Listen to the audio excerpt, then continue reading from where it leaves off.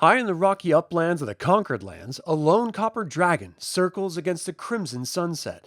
On its back rides a warrior clad in leather and fur, braids snapping in the wind, lance leveled toward a distant shape in the clouds. They do not shout commands, they do not need to. Dragon and rider move as one. This is not Solamnia. These are not Knights of the Crown. These are the Dragon Knights of Taladas, bonded for life to the Othlorx, the Uninvolved, and to become one, you must be willing to give up everything.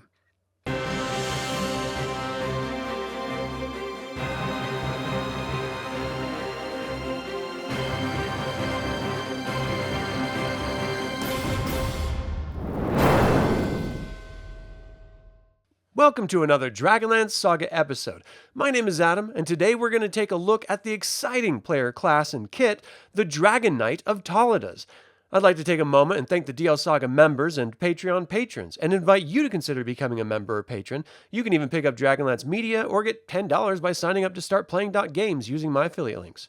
I'm referencing the Time of the Dragon box set and the Adventures DLA 1 Dragon Dawn and DLA 2 Dragon Knight for this information. If I leave anything out or misspeak, please leave a comment below.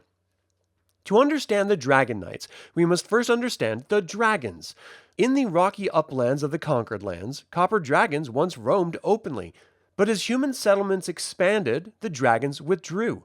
These copper dragons, once chaotic good, swore neutrality and became the Othlorx, the Uninvolved.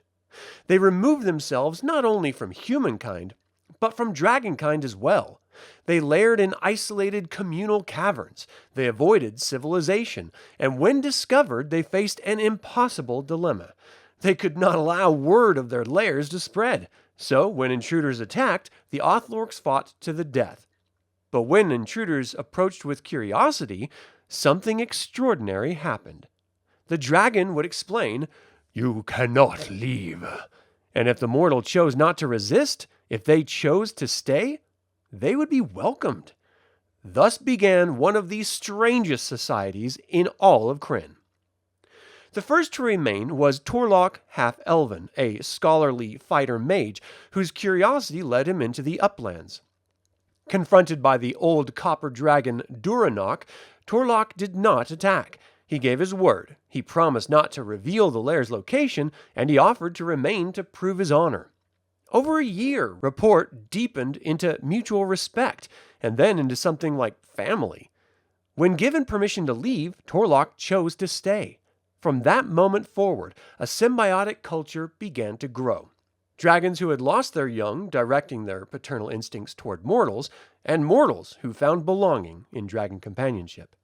This was not servitude, this was not enslavement, this was partnership. Dragon Knights dwell in solitude. Their existence is not deliberately secret, yet few in the conquered lands truly know they exist. Most knights were once outsiders, outlaws fleeing justice, orphaned pioneers, solitary adventurers, or the curious and the clever. They live in caverns adjoining dragon lairs or in small valley settlements nearby. Their clothing reflects necessity.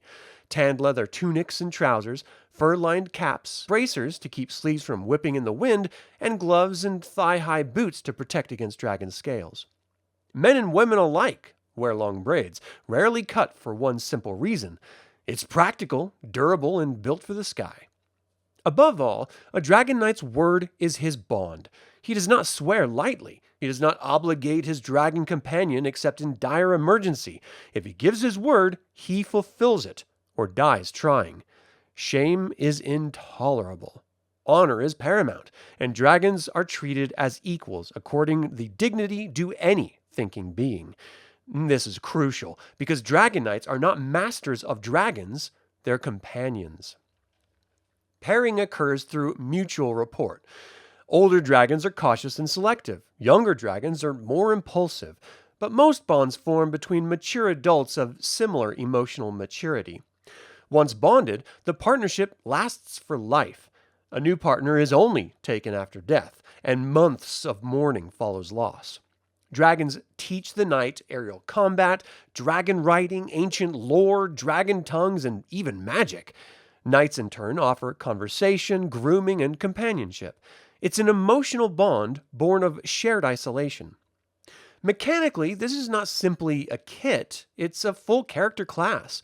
Its requirements include being human, elf, or half-elf, neutral or neutral good alignment for Othlorx, having above-average intelligence, wisdom, and charisma.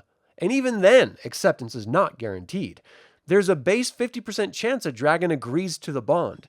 Alignment differences are potentially preventative, and a treasured gift to the dragon's hoard often helps. Training lasts up to 24 months, and once committed, the knight can never advance in another class again. This is a life choice. Dragon Knights advance using the Warrior Experience table. There are a few restrictions. No swords, shields, or armor heavier than chainmail can be used, and you must take lance as a proficiency. Their power comes from mounted combat. Early in your career, you gain free dragon riding, no 2-hit penalty with lance and flight, and immunity to dragon awe. As you progress, you gain no missile penalty in flight, and you become immune to dragon fear. Later on, you learn dragon tongue proficiencies, improved riding, bonuses to hit from dragonback, and ancient history proficiency. Their strength lies not in raw power, but in synergy. If the knight was previously a wizard, dragon magic becomes available halfway into their career.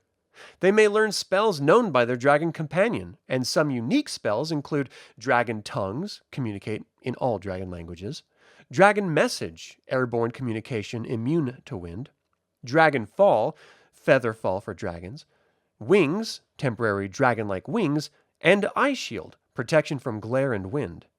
These spells exist for one purpose: to fight in the sky.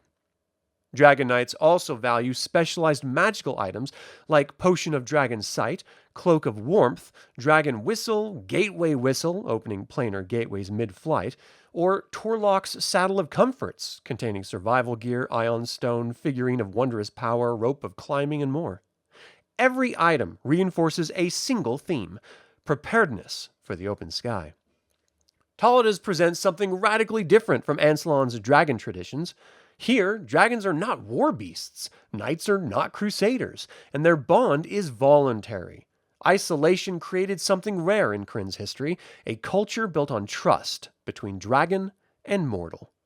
In the conquered lands of Taladas, high above the valleys and settlements, copper wings still beat against the wind.